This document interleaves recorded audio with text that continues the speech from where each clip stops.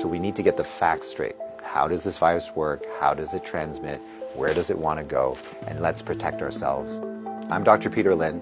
I'm a family physician in Toronto, Canada. The coronavirus is a family of viruses that can cause as mild things as just a common cold, all the way up to SARS or MERS. These are these bad pneumonias that we're talking about. And basically what these viruses are, they look like a tennis ball with all these spikes sticking out of it. And depending on the type of spike, it allows that virus to attach to certain places. So some viruses, they have the spike that attaches to your nose. So basically you just get a common cold.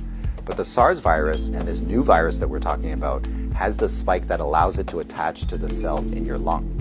And when it attaches there, it puts in information to make photocopies of itself. So it uses our equipment to make more viruses. I'm declaring a public health emergency of international concern over the global outbreak of novel coronavirus. Most of the coronaviruses live in animals. In this particular case, it was from Wuhan. There was a fish market where they were selling live animals. And the thought is that the virus was in a live animal, then it crossed into a human. But then what we found was that people were getting sick in terms of healthcare workers, in terms of family members that were looking after them, which now meant that the virus can pass from human to another human. Just like all viruses, it needs to reach a target, which is your lung.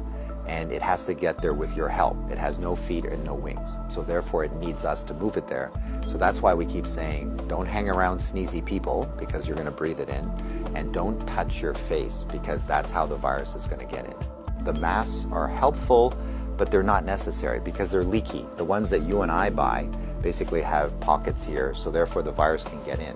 What the masks really do is they stop us from touching our face. If you're sick, we tend to mask you, so therefore you're not spewing out the viruses to other people sitting around you.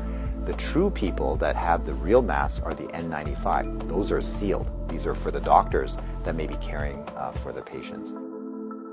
So in the beginning, the coronavirus will cause kind of like flu-like symptoms or a cold. So people just get the stuffy nose, that kind of thing.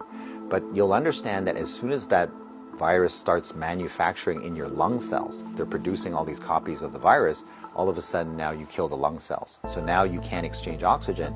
And that's why one of the early symptoms is people get very short of breath and they tend to have a difficult time breathing, and that's why they end up in hospital. So currently, unfortunately, we don't have a direct treatment for the coronavirus. So we don't have a medication that can kill it off. And so it's really supportive. So in other words, the patient can't breathe, we give them oxygen, help them to breathe. They can't drink, so therefore we give them fluids to support them. Their kidneys begin to shut down, we help them with all those things. So it's a very supportive process. This is a new virus that we've never seen before. So our immune system, our army, are having a hard time figuring out what to do. So usually what we have to do is we make something called antibodies. So these are things that can grab onto the spikes that we see on the virus, and it'll get rid of the virus for you, and that will actually bring you back to good health. So therefore the elderly may have a worse outcome, and of course the young children. So the babies, their immune system is not so good either, so they may not make those antibodies as well. So just remember, your hands may be with virus. Virus cannot hurt you because it can't get through the skin, but the moment I do this, now I've brought the virus right to where it wants to go. So let's remember not to touch our hands to our face. So let's say you think that you might have been on a plane or you might have bumped into somebody that has it. What should you do? So the first thing is to contact a healthcare worker to tell them that potentially you have it. If you're feeling symptoms and you're going to go into a facility, call ahead. Okay, so whether you're calling the paramedics or whether you're calling the hospital or your doctor, just mention that you were on a flight. If you don't have any symptoms, then what we do is a little bit of a self-quarantine. In other words, we can just keep you away from other people, and so you don't go into parties, don't go with your friends, don't go into public transportation. So we can contain it very easily by making sure that you do a self-confinement, so to speak.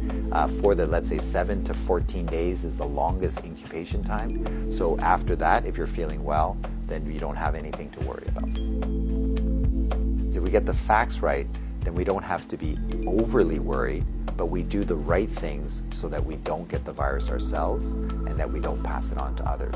And if we look after each other in this way, this virus will have nowhere to go. It needs us to move it, it needs us to make copies for it, and if we don't help it, then the virus will stop.